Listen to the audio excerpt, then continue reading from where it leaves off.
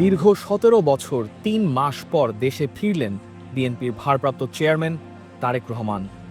অবসান হলো এক দীর্ঘ রাজনৈতিক নির্বাসনের। হিথ্রো থেকে সিলেট বিমানবন্দর হয়ে শাহজালাল আন্তর্জাতিক বিমানবন্দরে তারেকের অবতরণ। দীর্ঘ এই যাত্রার চেয়েও দীর্ঘ তার বাংলাদেশের বাইরে থাকার সময়।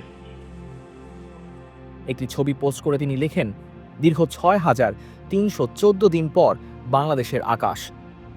সিলেট বিমানবন্দর হয়ে শাহজালাল আন্তর্জাতিক বিমানবন্দরে বিএনপির এই নেতা পৌঁছান বেলা ১১টা ৪০ মিনিটে। সঙ্গে তার স্ত্রী জোবাইদা ও মেয়ে জাইমা রহমান আর পোষা বিড়াল জেবু।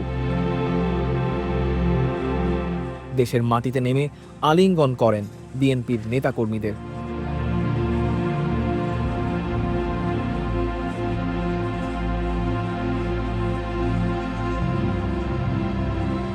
তারেক রহমানকে গণসংবর্ধনা দেওয়ার জন্য প্রস্তুত ছিল পূর্বাচলের ৩০০ ফিটে জুলাই এক্সপ্রেসওয়ের জায়গাটি।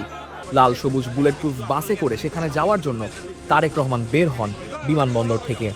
বাসে ওঠার আগে একটু দাঁড়ান তারেক রহমান। পাশের বাগানে গিয়ে খুলে ফেলেন তার জুতো জোড়া। ১৭ বছর পর ছুঁয়ে দেখেন দেশের মাটি।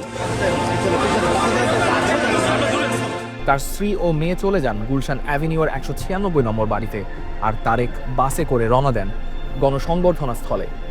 তারেককে এক নজর দেখার জন্য দূর দূরান্ত থেকে এসে উপস্থিত ছিলেন অসংখ্য মানুষ। সবাই বিএনপির অনুসারী এমনটা নন। ধীর গতিতে তার গাড়িবহর এগোয় অসংখ্য মানুষের ভিড়ের মাঝে দিয়ে।